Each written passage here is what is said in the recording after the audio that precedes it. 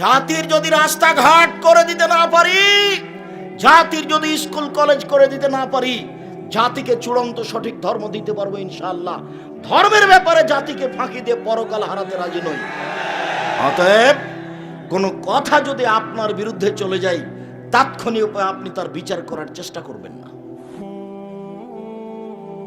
অন্তত 6 মাস দেখবেন যে কথা ঠিক না বেঠিক তদন্ত করে দেখি, তারপরে কথা বলবেন। আমি তো মানুষ, ভুল থাকতেও পারে। বিচারের মাঠে যখন আদম সন্তান উপস্থিত হবে, তখন আল্লাহ তাআলা আসবেন বিচারের মাঠে, এসে বলবেন, ইয়া আদম, আদমের ছেলে মেয়ে শোনো,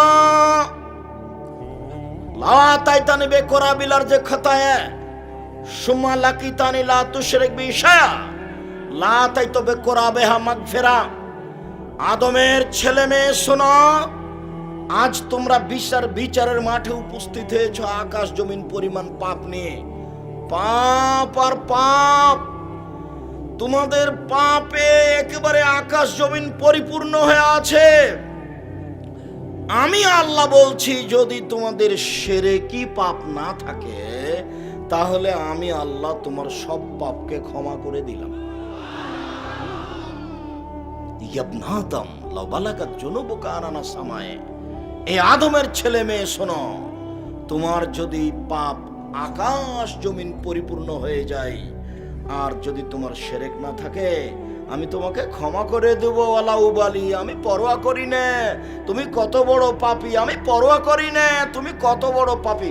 তোমার পাপ যত আমার ক্ষমা তত, তোমার পাপ যত আমার ক্ষমা তত, তোমার পাপ যত আমার ক্ষমা তত, তোমার পাপ যত আমার ক্ষমা তত, যদি শিরক না থাকে। এটা ফরিদপুর, মানে মাগুরা মানে ফরিদপুর, মানে শিরক দিয়ে পুরো হয়ে আছে, ভর্তি হয়ে আছে। এখানে কত হুজুর আছে তাবিজ লেখে, সুন্দর করে কোরআন মাজিদে তাবিজ লেখে গলায় দিয়ে দিয়েছে, কিন্তু বলছে সব মনের আশা পূর্ণ হবে, মনের আশা পূর্ণ হবে। রাসূল সাল্লাল্লাহু আলাইহি ওয়াসাল্লাম বলছেন, মান তাআল্লাকা তামিমা ফাকাদ আশরাকা, কেউ যদি তাবিজ ঝোলায় তাহলে শিরক করলো। এটা আমি বলিনি, আমি অনুবাদক, মুহাম্মদ সাল্লাল্লাহু আলাইহি ওয়াসাল্লাম বলেছেন। আমি একজন অনুবাদক মাত্র। কোনো কথা সহজে উল্টানোর চেষ্টা করবেন না। আমি আব্দুর রাজ্জাক বিন ইউসুফ বলছি, আপনাকে আমি ফাঁকি দিতে আসিনি। জাতির যদি রাস্তাঘাট করে দিতে না পারি, জাতির যদি স্কুল কলেজ করে দিতে না পারি, জাতিকে চূড়ান্ত সঠিক ধর্ম দিতে পারবো ইনশাআল্লাহ। ধর্মের ব্যাপারে জাতিকে ফাঁকি দিয়ে পরকাল হারাতে রাজি নই। অতএব কোনো কথা যদি আপনার বিরুদ্ধে চলে যায়, তাৎক্ষণিক আপনি তার বিচার করার চেষ্টা করবেন না। অন্তত 6 মাস দেখবেন যে কথা ঠিক না বেঠিক তদন্ত করে দেখি, তারপরে কথা বলবেন। আমি তো মানুষ, ভুল থাকতেও পারে, তবে আমার শতবার দেখা আছে। পৃথিবীতে সবচেয়ে বড় পাপ হলো শিরক। আমি শিরকের সিরিয়াল দিতে পারছি না। এদেশে একটা বই পাওয়া যায়, কে বড় ক্ষতিগ্রস্ত, নাম শুনেছেন কোনদিন? বইয়ের নাম কে বড় ক্ষতিগ্রস্ত। এই বইটাতে শিরকের পাপের সিরিয়াল দেওয়া আছে। খালি 2টা কথা বলে যাচ্ছি, মনে রাখবেন, পৃথিবীতে 2টা পাপ আছে, সেই পাপের নিজস্ব ক্ষমতা আছে, অন্য কোনো পাপের নিজস্ব ক্ষমতা নেই। তাই একটা পাপের নাম শিরক আর একটা পাপের নাম বিদআত। শিরক করলে অতীতের নেকি নষ্ট হয়ে যাবে। এটা আমি বলিনি, আল্লাহ তাআলা বলছেন। আল্লাহ আমাদের নবীকে বলছেন, লাইন আশরাকতা লা ইয়াহবাতান্না আমালুক।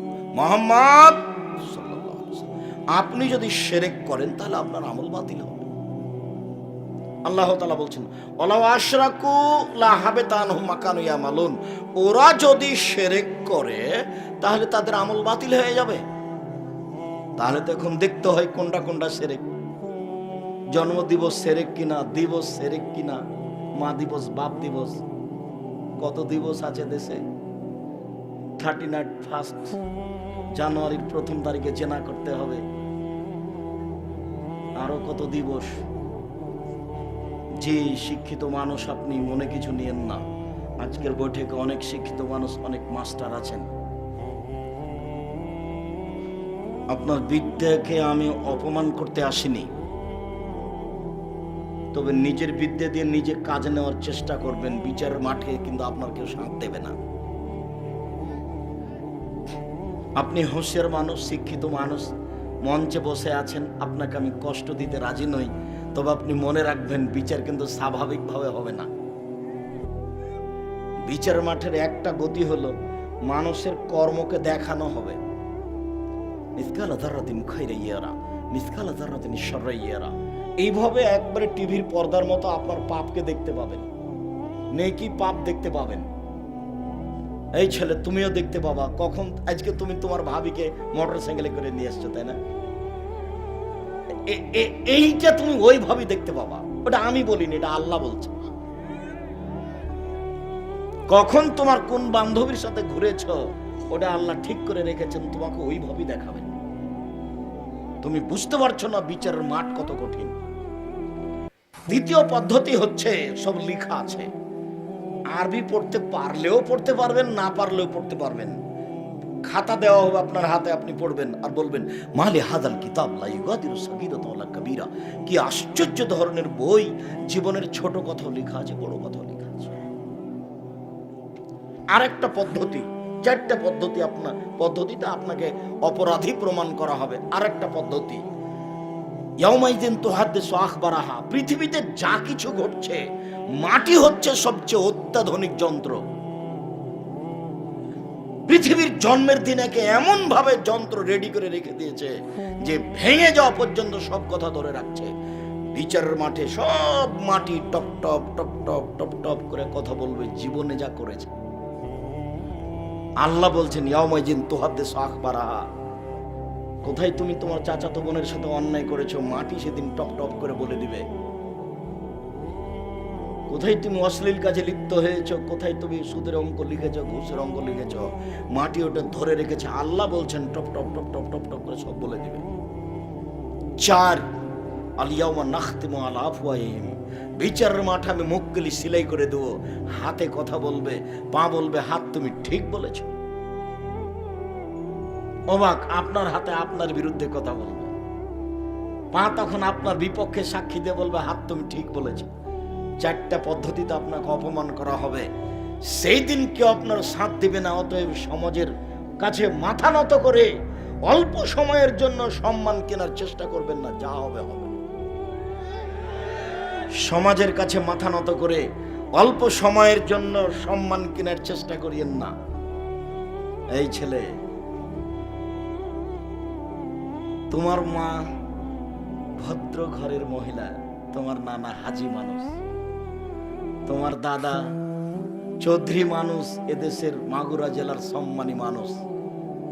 তোমার দাদাও হজ করেছে, আর তোমার মা নির্বাচনে দাঁড়িয়ে বলছে ভাইয়া আসো, ভাইয়া আসো, চা খেয়ে যাও, ভাইয়া আসো।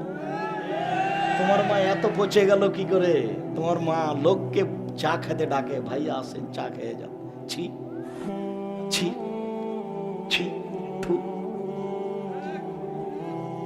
তোমার বাপ নানাও তো ভালো মানুষ, তোমার দাদাও তো ভালো মানুষ, তোমার মা এত পচে গেল কেন? তোমার মা কি চায়, এতে কি করতে চায়? তোমাদের দেশে হিন্দু মেয়ে নাই, ওই দাঁড়ায় দে, ওই নির্বাচনে যায়, তোমার মা কেন? শুনুন, পৃথিবীতে 2টি পাপ আছে, যেই পাপের মাধ্যমে আল্লাহকে অপমান করা হয় তার নাম শিরক। যেই পাপের মাধ্যমে নবীকে অপমান করা হয় তার নাম বিদআত। পৃথিবীতে 2টা পাপ আছে যার নিজস্ব ক্ষমতা আছে। শিরক করলে অতীতের নেকি নষ্ট হয়ে যায়, বিদআত করলে ইবাদত কবুল হয় না। বিদআত করলে ইবাদত কবুল হয় না। বিদআত করলে ইবাদত কবুল হয় না। বিদআত করলে ইবাদত কবুল হয় না। বাপ মারা গেছে, ছেলে ধনী মানুষ, ঢাকায় চাকরি করে, গরু জবাই করে দিয়ে সবাইকে খাওয়াইয়েছে দেশবাসীকে। খালা ফুফু বলছে বেটা তোর তো টাকা পয়সা আছে বেটা, তোর বাপ মারা গেল, একটু মানুষকে খাওয়ালি না বেটা? তো বাপের নামে যেটা করছেন ওটা তো সাদকা, ওইটা তো মানুষের ময়লা, ওটা তোমার বাপের গায়ের ময়লা, ওইটা শুধু ফকির মিসকিন খাবে। তো তোমার আর এক চাচা এসেছে 5 কোটি টাকা দামের গাড়ি চড়ে, সে এই ময়লা খাবে কি করে? খাবে কি করে? তুমি বেটা মাস্টার ডিগ্রি পাস মূর্খ হয়ে গেছো, তার জন্য ধর্ম মূর্খ হয়ে গেছে বেটা, ধর্মকে পাগল পেয়েছো। 40 দিনের দিন তুমি গরু জবাই করলে কেন? তার মানে তুমি শিরক করেছো। তুমি তোমার বাপের নামে সবাকে গরু খাইয়ে বিদাত করেছো, তুমি শিরক করেছো, তুমি বেদাত করেছো, তুমি শিরক করেছো, তুমি বেদাত করেছো।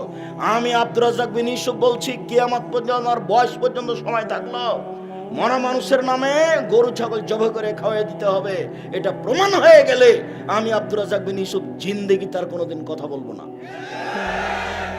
বাপ মরে গেছে, কিছুই যদি বলতে না পারো তাহলে বলবে আল্লাহ আমার বাপকে ক্ষমা করো, এটাই তোমার বাপের জন্য অনেক।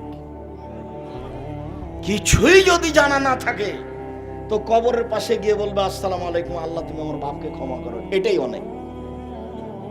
আর যদি পারো তো ফকির মিসকিনকে টাকা দাও, আর যদি পারো তো অসহায় মানুষকে কাপড় কিনে দাও, আর যদি পারো তো ভালো আকীদার প্রতিষ্ঠানে একটু পানির ব্যবস্থা করে দাও। দুইটা পথ, একটা মুখে দোয়া, একটা হলো অর্থের দান। অর্থের দান যেন গরু জবাই করে দিয়ে সবাইকে খাওয়া দিতে হবে, ওটা তো সাদকা। তো সবাই খাবে কি করে? কথা মনে হয় আমি বুঝাতে পারি না। সাদকা কে খাবে? ফকির মিসকিন খাবে না ওই ধনী মানুষটা খাবে? রাসূল সাল্লাল্লাহু আলাইহি সাল্লাম একদিন রাস্তা দিয়ে হাঁটছিলেন, একটা খেজুর পেয়ে নিয়েছেন, তখন বলছেন লাউলা আন্নী আখাফু আন তাকুনা মিনা সাদাকা লাকালতুহা। ও খেজুর, যদি আমার সন্দেহ না হতো যে তুমি সাদকার হতে পারো তাহলে আমি মুহাম্মদ সাল্লাল্লাহু আলাইহি সাল্লাম তোমাকে খেয়ে নিতাম, কিন্তু আমার সন্দেহ হচ্ছে যে তুমি সাদকার খেজুর হতে পারে, আমি এই জন্য তোমাকে খাচ্ছি না। হুসাইন রাদিয়াল্লাহু তাআলা আনহু সাদকার খেজুরের পাশে বসেছিলেন, একটা খেজুর নিয়ে মুখে দিয়ে দিয়েছেন। আল্লাহর নবী লাফ দিয়ে উঠে বলছেন লেদরা কিক কিক, বমন করা হাতে আঙ্গুল মুখের ভিতরে ঢুকিয়ে খেজুর বের করে ফেলছে। তুমি জানো না আমার সারতা? তুমি জানো না ইন্না লানা কোন সাদকা, আমরা সাদকা খাই না। আরে আমি তো খাই না, আমার বংশ খায় না, আমার বংশ তো খায় না, আমাদের বাড়িতে যে কাজ করে সেও খায় না, তার উপরে হারাম। সাদকা হচ্ছে মানুষের ময়লা। আমি মুহাম্মদ সাল্লাল্লাহু আলাইহি সাল্লাম সাদকা খায় না, আমার বংশ সাদকা খায় না, আমার বাড়ির কাজের লোকে সাদকা খায় না, সাদকা হচ্ছে মানুষের ময়লা। হোসেন, তুমি সাদকা মুখে দিলে কেন? তোমার মুখের ভিতরে আঙ্গুল ঢুকিয়ে তোমাকে বমন করে আমি সাদকা বের করে ফেলে দিলাম। হাদিস বুখারী মুসলিম। আর তোমার চাচা 5 কোটি টাকার গাড়িতে চড়ে এসেছে, তাকে তোমার বাপকে গরু জবাই করে খাওয়াইলে, বেটা পাগল হয়ে গেছে, ধর্ম বোকা হয়ে গেছে। ফরিদপুরে এসে, মাগুরাতে এসে ধর্ম পাগল হয়ে গেছে। সাবধান থাকুন, যা বলছি সেই কথার 19-20 করা অসম্ভব, তবে আমি মানুষ। দীর্ঘ 30 বছর থেকে আমি কোনোদিন অপ্রয়োজনীয় বাক্য বলিনি। দীর্ঘ 30 বছর থেকে আমি কোনোদিন মানুষের কাছে পথ খরচ পাথেও চাইনি। যদি কোনোদিন প্রমাণ হয়েছে যে আব্দুর রাজ্জাক সাহেব পথ খরচ পাথেও চেয়েছিল, সেদিন থেকে আমি জাতির সামনে কথা বলবো না। দীর্ঘ 30 বছর থেকে আমি কোনোদিন আমার পরিচয় দিইনি, যে বিজ্ঞাপন পোস্টারে লিখে দিবেন যে আমি অমুক অমুক, আমি পরিচালক এই, এটা যদি কেউ প্রমাণ করে দিতে পারে আমি জাতির সামনে কথা বলবো না। আমাকে যখন চাপ দিয়ে বলেছে যে কি লিখবো কাগজে, তখন আমি বলেছি আমার নাম আব্দুর রাজ্জাক আর আমার বাপের নাম ইউসুফ, বাপ বেটা মিলে আব্দুর রাজ্জাক বিন ইউসুফ। এর চেয়ে আমি বেশি বলিনি। বেশি প্রমাণ হয়ে যায় যদি, আমি কথা বলবো না জাতির সামনে। আল্লাহে আল্লাহর কসম, আল্লাহে আল্লাহর কসম, আল্লাহে আল্লাহর কসম, আপনাকে আমি ধর্মের নামে ফাঁকি দিতে আসি। বিদআত নেকির কাজ, এই যে করলেন, বাপের নামে গরু জবাই করে দিলেন, এটা বিদআত। নির্ধারিত দিনে করলেন, এটা শিরক। ওই দিনে করলেন কেন? ওই দিনে কি আছে? শিরক বেদাত দুইটা পাপের নিজস্ব ক্ষমতা আছে। শিরক বেদাত দুটাই মানুষের ধারণায় নেকির কাজ। গাড়িটা মাগুরা থেকে ছুটেছে ঢাকা যাবে, বারবার কন্ট্রাক্টরকে বলছে ড্রাইভার মাজারে 10টা টাকা দাও গো, মাজারে 10টা টাকা দাও। মানে ড্রাইভারের মাথায় কাজ করছে যে মাজারে 10টা টাকা দিলে গাড়িটা অ্যাক্সিডেন্ট হবে না। তার মানে মাজার তার গাড়িকে রক্ষা করতে পারবে। মাজারে যে কি হয়েছে সেটাই বোঝে না, আগে পিটিয়ে একাকার করে দিল মনে হয়। আর এখানেও ঢং দেখাচ্ছে যে মাজারে টাকা দিলে রক্ষা হবে। মাজারে কে আছে আপনি নিজেই তো জানেন না। মাজারে যে আছে সে বেঁচে গেছে, তার কি প্রমাণ আপনার কাছে?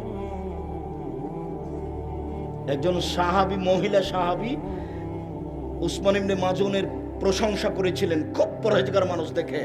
তখন রাসূল সাল্লাল্লাহু আলাইহি ওয়াসাল্লাম বলছেন, আল্লাহে, আল্লাহর কসম, তুমি একজন মহিলা মানুষ একজন মানুষের প্রশংসা করলে কিভাবে, আমি জানি না বিচারের মাঠে আমার সাথে কি করা হবে। লা আদরি মা ইউফালু বি, আমি মুহাম্মদ সাল্লাল্লাহু আলাইহি ওয়াসাল্লাম বলতে পারছি না বিচারের মাঠে আমার সাথে কি করা হবে, আর তুমি তার প্রশংসা করে দিলে মানে ওর সাথে আল্লাহ কি করবে আমি তো বলতে পারছি না। অথচ উনি একজন সাহাবী, আপনার পীরের চেয়ে কয়েক কোটি গুণ উপরে আছে। একজন সাহাবীর প্রশংসা করতে দিলেন না আল্লাহর নবী, যে আমার কি হয় সেটা আমি জানি না, আর আপনি ওই পীরের মাজারে গিয়ে সিজদা করলেন আর অনেক কিছু চাইলেন, হয়ে গেল। আপাতত সংক্ষিপ্ত শিরকের 2-1টা বাক্য শেষ করলাম। অনেক শিরক এদেশের মাটিতে আছে। তামার বালা, তামার আংটি, বালা, ঘড়ি জাতীয় বালা যদি এখন হাতে থাকে, অষ্টাধাতুর আংটি, তাহলে খুলে দিবেন। যদি রাখা অবস্থায় মারা যান তাহলে জাহান্নাম হবে, আর খুলে দিয়ে মারা গেলে জান্নাত হতে পারে, আশা করা যায়। কোন প্রকার আংটি, কোন প্রকার মাদুলি, কোন প্রকার বালা, কোন প্রকার তাবিজ নিয়ে সকাল করবেন না, এই বৈঠক থেকে দাঁড়াবেন না, আগে খুলে ফেলে দেন। যদি এখনই মরে যান জান্নাত হতে পারে ইনশাআল্লাহ। আপনি শিরক মুক্ত অবস্থায় মারা যাবেন। রাসূল সাল্লাল্লাহু আলাইহি ওয়াসাল্লাম বলছেন, ইনজাহা, এই বালা খুলে ফেলো, ওলাইন মুত্তা, তুমি যদি মারা যাও, ইহা আলাইকা, এই বালা যদি তোমার হাতে থেকে যায়, মা ফুলাতা ইয়াউমাল কিয়ামা, তাহলে তুমি বিচারের মাঠে জান্নাত পাবা না, তোমার জন্য জাহান্নাম হবে।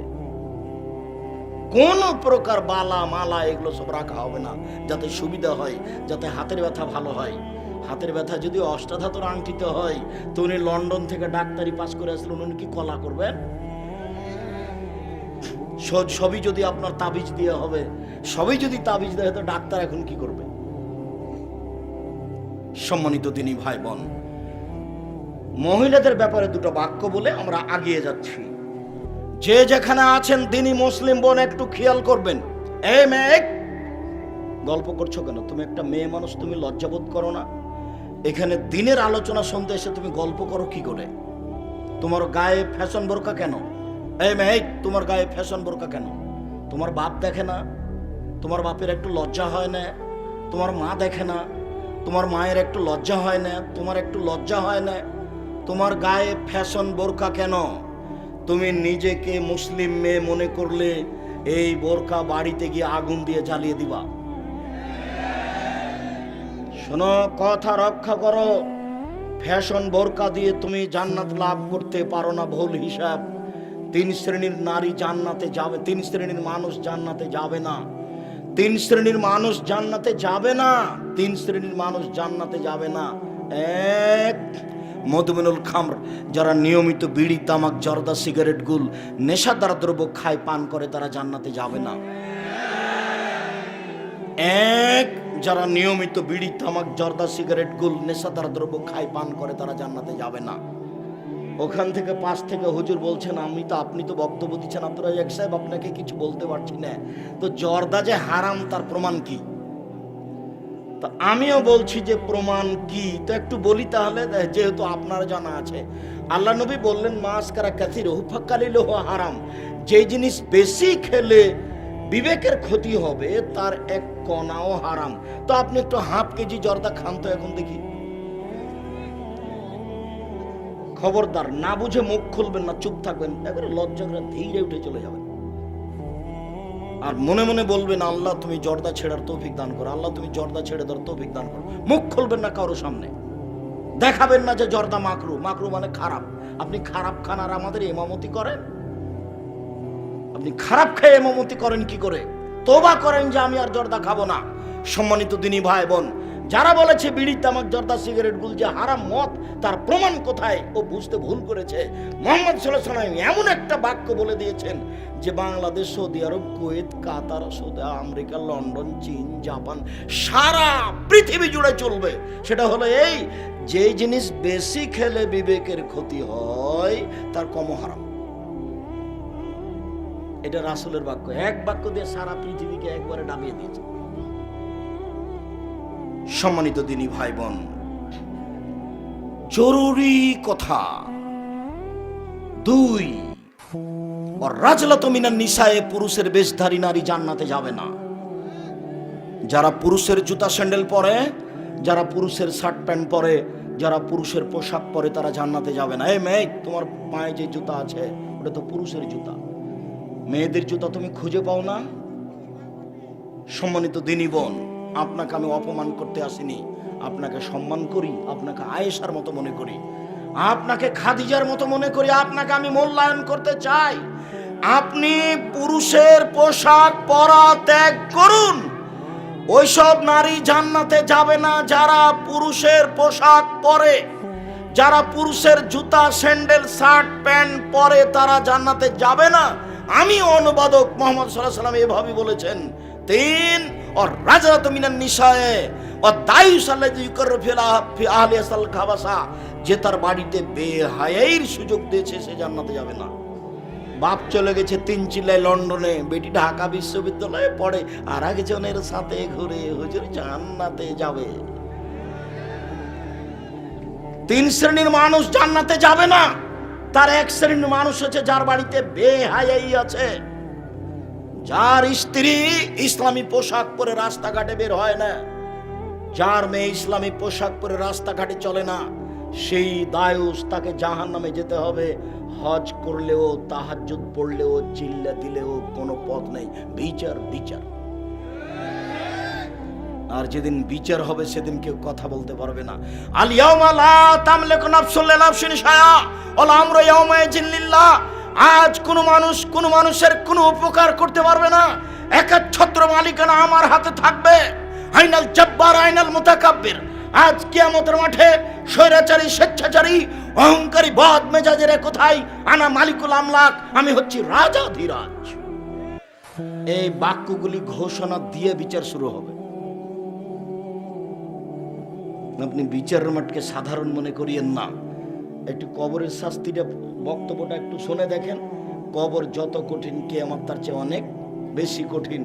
কিয়ামত যত কঠিন, জাহান্নাম তার চেয়ে অনেক অনেক অনেক বেশি কঠিন। কি দিয়ে বুঝাই আপনাকে আমি কিয়ামত কত কঠিন? সম্মানিত দিনী ভাই বোন, সম্মানিত বোন, আপনার জন্য জরুরি কয়েকটা কথা। 4টে কাজ যদি আপনি করতে পারেন তাহলে আপনি জান্নাতের যে কোনো দরজাতে ঢুকতে পাবেন। 4টে কাজ। 1, সালাত খামসাহা, 5 ওয়াক্ত সালাত আদায় করবেন। 2, সমাত সাহারাহা, রমজান মাসের সিয়াম পালন করবেন। 5 ওয়াক্ত সালাত আদায় করলো, রমজান মাসে সিয়াম পালন করলো। ওয়াতাত বালাহা, স্বামীকে মেনে চললো। 3, 4, আহসানাত ফারজাহা, জেনায় লিপ্ত হলো না। এই 4টে কাজ যদি আপনি করতে পারেন তাহলে জান্নাতের সব দরজা খোলা। 1, 5 ওয়াক্ত সালাত আদায় করবেন। 2, রমজান মাসে সিয়াম পালন করবেন। 3, স্বামীকে মেনে চলবেন, তিতা লাগলেও মিঠা লাগলেও। বুঝে নিলাম আপনার স্বামীর মুখ খুব খারাপ, যখন তখন আপনাকে অকথ্য ভাষায় গালি দেয়। এইভাবে কষ্ট করে সংসার করতে করতে 3-4টা বাচ্চা হয়ে গেছে, কেন আপনি তার সাথে 2 মাস 3 মাস থেকে কথা বলছেন না? এটা ঠিক নয়। যতই খারাপ লাগুক, শরীর হাতকে, নিজের অন্তরকে একবারে পাথর দিয়ে চাপা দিয়ে তার কথা সহ্য করে এই সংসার করুন, আপনার জন্য ভালো হবে। আপনি প্রতিবাদ করেন না, এটা আপনার জন্য ভালো হবে। স্বামীর সাথে কথা বন্ধ করেন, এটা আপনার জন্য ভালো হবে। আপনার স্বামী 1 গ্লাস পানি চাইলো, খুব গালি দিয়েছে, সেই জন্য 1 গ্লাস পানি নিয়ে গিয়ে সামনে ঠ্যাক্কস করে রেখে দিচ্ছে মুখখান করে। এটা ঠিক হবে না, এটা ঠিক নয়। যদি শেষ পর্যন্ত দেখেন যে এর সাথে চলা যাবে না, বাদ দেন। আপনি খোলাক তালাক করতে পারেন, কোনো সমস্যা নেই। আপনার স্বামী যত বড়ই চাকরিজীবী হোক, যতই সুন্দর হোক না কেন, আপনাকে ভালো লাগে না, আপনি খোলা তালাক দিয়ে দেন। হাদিস সহিহ। কিন্তু সংসার করলে তাকে মেনেই চলতে হবে, এই কষ্ট মেনে নিয়েই চলতে হবে। আপনি আমার দিনী বোন, যে কোনো মূল্যে তার সাথে কথা বলা বহাল রেখে, তার প্রতিবাদ না করে, তার সব কিছু সহ্য করে মেনে নিয়ে সংসার করার জন্য আমি আব্দুর রাজ্জাক বিন ইউসুফ আমার পক্ষ থেকে আপনার দিনী ভাই হিসাবে আমি আপনাকে অনুরোধ করলাম। আপনি আপনার স্বামীর সাথে কথা বলে জীবিকা নির্বাহ করেন, জান্নাত খোলা আছে। 4, জেনায় লিপ্ত হবেন না।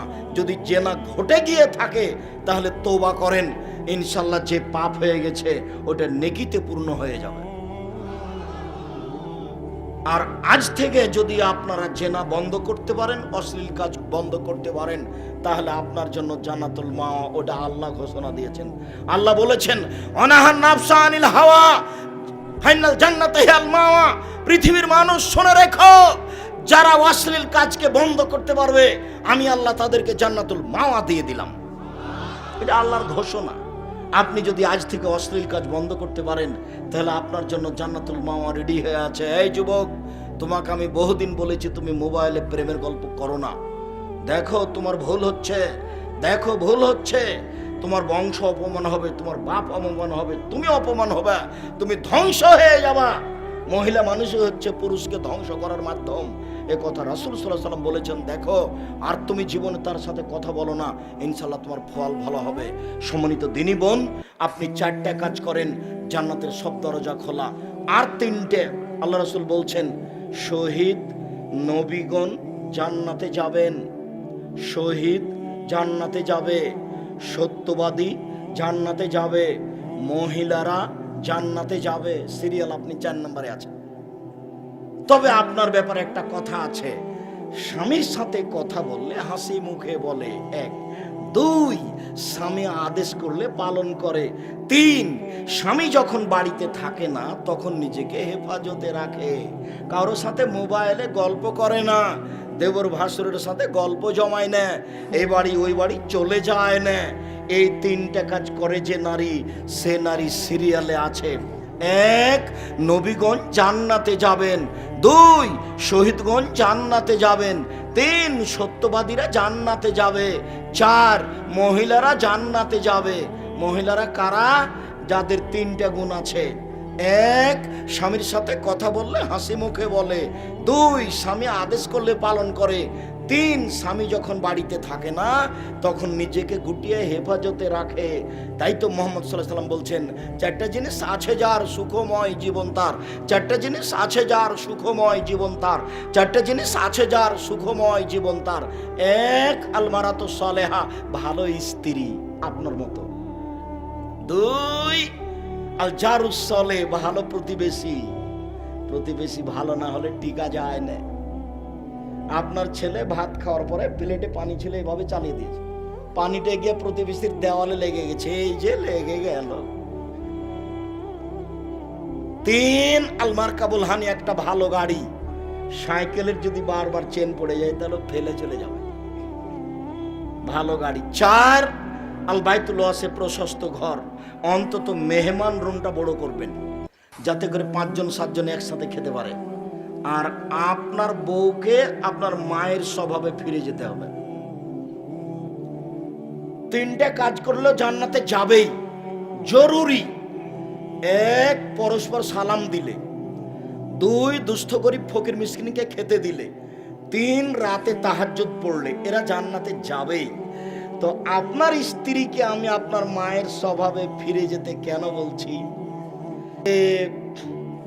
আপনারা ছিলেন 10 ভাই বোন, আপনার বাপ মা 12 জন, আপনাদের বাড়িতে ছিল 2 জন কিষান কামলা 14 জন, আর আপনার বাপের স্বভাব ছিল মসজিদ থেকে ফকির ধরে আনা, 2 জন ফকির নিয়ে এসেছে রাতে, 16 জন।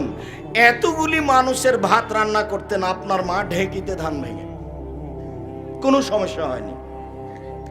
আর আপনার স্ত্রী যেখানে শুয়ে আছে ওখানে ফ্রিজ আছে, তরি তরকারি আছে, খালি একটু গরম করলেই হয়।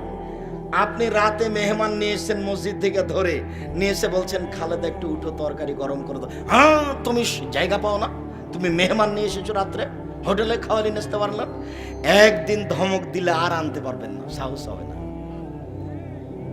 সেদিন দেখলেন যে মসজিদের কোন একটা লোক বসে আছে, ধরে নিয়ে গেলেন, ধরে নিয়ে গিয়ে বউ খুব ধমক দিল। আর একদিন মসজিদ থেকে যাচ্ছেন যে কোন একটা লোক বসে আছে, তখন মনে মনে বলছেন না রে, নিয়ে যাব না, নিয়ে যাব না, তো কঠিন। আর ওই সময়তে আপনার মায়ের বয়স 80 বছর, ওইদিকে শুয়েছিল, তাড়াহুড়া করে এসে বলছে থাক বেটা, থাক বেটা, বৌমাকে উঠাইস না বেটা, আমি তরকারি গরম করে দিচ্ছি, তুই মেহমানকে খাওয়া। 80 বছর বয়স আপনার মায়ের। শুনুন, আমি বউ তালাক দিতে বলিনি, তবে দেখে শুনে পরিবর্তন করতে হবে, এই কথাই ঠিক।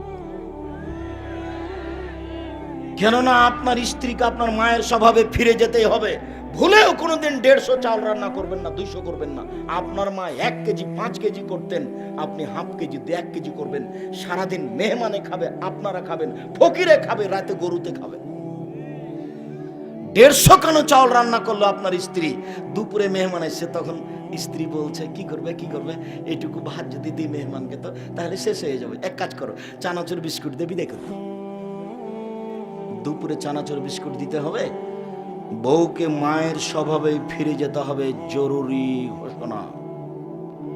আপনার জন্য একটা কথা বলে আমরা আলোচনায় চলে যাচ্ছি। স্বামী হিসাবে 5টা কাজ করতে হবে।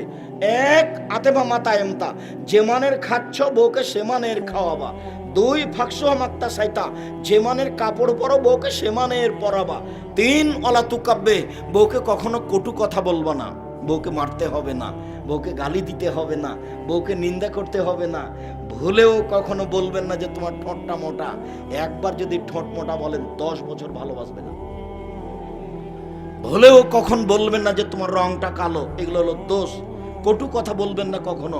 দিন রাত খালি বলবেন তোমার মতো কোনো মেয়ে দেখি না, প্রশংসা করেন, সারা রাত পাটি পেয়ে দেবেন। একটু প্রশংসার ভিখারি, মুখটা একটু সামলে রাখবেন, কটু কথা বলবেন না, নিন্দা করবেন না। এই কথা মুহাম্মদ সাল্লাল্লাহু আলাইহি ওয়াসাল্লাম বলছেন। সে বাপকে, শ্বশুর শাশুড়িকে গালি দিবেন না ভুলেও, ইনশাআল্লাহ সংসার সুন্দর হবে। 4, মুখের উপরে মারবেন না। 5, ওলা তাতরুকা ইল্লা ফিল বাইতে, নিজের বাড়ি ছাড়া কোথাও যেতে দিবেন না। আপনার স্ত্রী চাচির বাড়ি যেতে পাবে না, খালার বাড়ি যেতে পাবে না, মায়ের বাড়ি যেতে পাবে না, জরুরি কারণ ছাড়া আপনার বাড়ি ত্যাগ করতে পাবে না। যদি যায়ও কোনো কারণবশত আপনার শ্বশুর বাড়ি, তাহলে আপনাকে সাথে যেতে হবে। ভুলেও কখনো বিবাহের বাড়িতে যেতে দিবেন না। বিবাহের বাড়িতে বউ গেলে স্বামীর সংখ্যা বেশি হয়ে যায়। বিবাহ ওটা কেটে দিবেন, পুরুষ মনে করবেন নিজেকে পুরুষ। আর বাড়িতে 44 ধারা জারি থাকবে, কারফু। এবারে কঠোর থাকবেন স্ত্রী এবং ছেলে মেয়ের উপরে, নরম হবেন না কখনো, নইলে তাহাজ্জুদ পড়ে টিকতে পারবেন না, ছেলে মেয়ের জন্য জাহান্নামে যেতে হবে।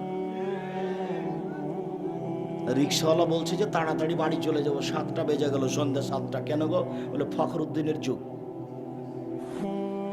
রাজশাহী মেডিকেলে একটা কলার ছাল পড়ে নেই, মানুষই নাই তো কলার ছাল কোথায়? একটা লোক দেশের উপরে এভাবে ক্ষমতা প্রয়োগ করে, আর বাড়িতে একটা বউ আছে আর 3টা ছেলে আছে, তাই ক্ষমতা প্রয়োগ করতে পারেন না? কাপুরুষ নাকি? কাপুরুষ নাকি? একবারে 24 ঘন্টা 44 ধারা জারি থাকবে বাড়িতে, তার নাম আপনি বাপ। আপনার কারণে পরিবেশ এরকম হয়ে আছে। আপনি বলেন ওই যে মেয়েটা ফ্যাশন বোরকা পরে আছে, ওর জন্য আমি দায়ী না আপনি দায়ী? জন্ম দিয়েছেন আপনি আর আমি দায়ী মানে? জি না। জন্ম দিলেন আপনি আর আমি দায়ী মানে? আমার মেয়ে তো এভাবে পড়ে নেই। জি না। ভুল হিসাব, আপনার কারণে এটা ঘটেছে।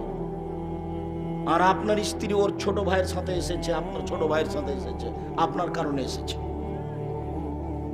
আপনি কাপুরুষ। আপনার ভিতরে কোনো পুরুষত্ব বলে কোনো জিনিসই নাই, আপনার গায়ে একটুকু রক্ত নাই, সব পুজ। একটা ব্যক্তিত্ব থাকতে হবে, পুরুষত্ব থাকতে হবে, ক্ষমতা থাকতে হবে। স্ত্রীর সাথে মিলতে পারে, তার নাম পুরুষত্ব নয়। যে কোনো স্ত্রীর অন্যায় দেখলে গাও জ্বলে উঠে, তার নাম পুরুষ। কেন আপনার এরকম হবে? জরুরি প্রয়োজন ছাড়া আপনার স্ত্রী বাড়ি ত্যাগ করতে পারবে না, তার নাম আপনি পুরুষ। মনে রাখবেন, এই 5টা জিনিস আপনার জন্য, আর 4টে জিনিস আপনার স্ত্রীর জন্য। মহান আল্লাহ বলেন, এই ছেলে, এখানে আমি তাফসির করব আর আপনি বাদাম খাবেন, এইটা আমাকে দেখাবেন না। আমার অনেক পথ আছে, তবু আমি ধৈর্য ধারণ করে আছি আপনার জন্যই। আমি ঢাকা থেকে রাজশাহী গেছি, রাজশাহী থেকে বাগেরহাট গেছি, বাগেরহাট থেকে বরিশাল গেছি, বরিশাল থেকে আপনার এখানে এসে আমি কথা বলছি। দয়া করে আপনি আমাকে কোনো প্রয়োজন দেখায়েন না। পেশাব পায়খানার প্রয়োজন হলে আপনি কিছুক্ষণ অপেক্ষা করুন। আর মুফাসসির তাফসীর করছে আর আপনি বাদাম খাবেন আর উঠবেন আর গল্প করবেন আর চা খেয়ে আসবেন, এরকম ঢং দয়া করে আমাকে দেখাবেন না। আপনি একটু ধৈর্যের পরিচয় দিবেন। মনে করেন না যে ধৈর্য ঘোড়ার ডিম। ধৈর্য মানুষই ধরতে পারে, মানুষকে ধৈর্য ধারণ করতে হবে। বক্তৃতার জগৎ মানে কেশা কাহিনী, বক্তৃতার জগৎ মানে বাদাম খাওয়া, বক্তৃতার জগৎ মানে ইসবজু লেখার কাহিনী, যার কারণে মানুষের স্বভাব এরকম হয়ে গেছে। আমি কথা বলছি, আপনি চায়ের দোকানে চা খাচ্ছেন কি করে? এখনই চা খেতে হবে? চা খাওয়ার সময় এখনই আপনার জন্য হলো? আজকে জিলাপি কিনতে হবে, আজকে হাট বাজার করতে হবে? এরকম মেলা বসিয়ে কি করবেন? পরকাল সবার যাবে, বিচারের মাঠ খুব কঠিন। সম্মানিত দিনী ভাই বোন, মহান আল্লাহ বলেন, ফাসল্লি লিরাব্বিক, মুহাম্মদ আপনি আল্লাহকে সন্তুষ্ট করার জন্য সালাত আদায় করুন। মহান আল্লাহ বলেন, ওয়াকিমুস সালাত লিযিকরি, মুহাম্মদ আপনি আমাকে ডাকার জন্য সালাত আদায় করুন। মহান আল্লাহ বলেন, হাফিজু আলাস সালাওয়াত ওয়াস সালাতুল উস্তা, পৃথিবীর মানুষ তোমরা 5 ওয়াক্ত সালাত আদায় করো, বিশেষভাবে আসরের সালাত। আমি নামাজ বলি না, সালাত বলি। নামাজ ফার্সিতে অনুবাদ করা আছে, আর নামের কোনোদিন পরিবর্তন হয় না। নামাজ বলতে হবে না, বলতে হবে সালাত। রোজা বলতে হবে না, বলতে হবে সিয়াম। দোজক বলতে হবে না, বলতে হবে জাহান্নাম। বেহেশত বলতে হবে না, বলতে হবে জান্নাত। শুনুন, খোদা বলতে হবে না, বলতে হবে আল্লাহ। আল্লাহ শব্দ কোরআনেও আছে, হাদিসেও আছে। খোদা শব্দ কোরআনেও নেই, হাদিসেও নেই। জান্নাত শব্দ হাদিসেও আছে, কোরআনেও আছে। বেহেশত শব্দ কোরআনেও নেই, হাদিসেও নেই। জাহান্নাম শব্দ কোরআনেও আছে, হাদিসেও আছে। দোজক শব্দ কোরআনেও নেই, হাদিসেও নেই। সিয়াম শব্দ কোরআনেও আছে, হাদিসেও আছে। রোজা শব্দ কোরআনে নয়, হাদিসেও নেই। সালাত শব্দ কোরআনেও আছে, হাদিসেও আছে। নামাজ শব্দ কোরআনে নয়, হাদিসে নেই। এমনিতেই চলছে গায়ের জোরে, হুজুর চালাচ্ছেন, আর নামের পরিবর্তন হয় না। একে বলা হয় নাউন, নাম। কোরআন মাজিদ বাংলাতে কোরআন, উর্দুতে কোরআন, ইংরেজিতে কোরআন। নামের পরিবর্তন হয় না। তা নামের পরিবর্তন হলো কি করে? ওই যে বেদাতিরা, মুশরিকরা ইরানে পরিবর্তন করেছে। ওই ইরান থেকে ঘুরতে ঘুরতে পাক ভারতে এসেছে। তো যারা ইসলাম ধর্ম নিয়েছেন তারা তরিকাপন্থী, তারা চিশতি, যার কারণে নাম পরিবর্তন হয়ে আছে। আর এদেশে রাজত্ব চলেছে তরিকাপন্থীদের। যারা মোগল, তারা ফার্সি ভাষার লোক ছিল, 750 বছর তাদের ক্ষমতা চলেছে। তারা চলে গেলে এদেশে ক্ষমতা থেকেছে ইংরেজদের 190 বছর। তারা চলে গেলে এদেশে ক্ষমতা প্রয়োগ করেছে পাকিস্তান থেকে এসে শিয়া, মিস্টার জিন্নে শিয়া, মিস্টার লিয়াকত আলী শিয়া, নবাব সিরাজউদ্দৌলা শিয়া। যার কারণে এদেশে শিয়াদের প্রভাব আছে। সবার কাছে তো বিকৃত ধর্ম, আপনি ঠিক পাবেন কোথায়? লেখক বই লিখেছে, কি করলে কি হয়, কি করলে ছাই হয়, কিছুই হয় না। কোথায় কোথায় বইয়ের হাত লাগালে বউ বলে তালাক হয়ে যায়। এটা হলো বই, বই লেখা আছে। কেমন যে ধর্ম হয়ে গেল দুনিয়াতে হুজুরের জন্য। আজকে যদি আপনি মিথ্যা বক্তব্য নোট করেন হুজুরের, তাহলে জাল হাদিস হবে কয়েক লক্ষ। আগে থেকে জাল হাদিস বানানো আছে প্রায় 3 লক্ষ। আপনি যে একটা হাদিস মুখস্থ করেছিলেন, উতলুবুল ইলম ওয়ালাউ কানা বিসিন, শিক্ষার যদি চীন যেতে হয় তবুও যাও, এটা রাসূলের কথা না, এটা মিথ্যা কথা। হুব্বুল ওয়াতান মিনাল ঈমান, দেশকে ভালোবাসতে ঈমানের অঙ্গ, এটা রাসূলের কথা না, এটা মিথ্যা কথা।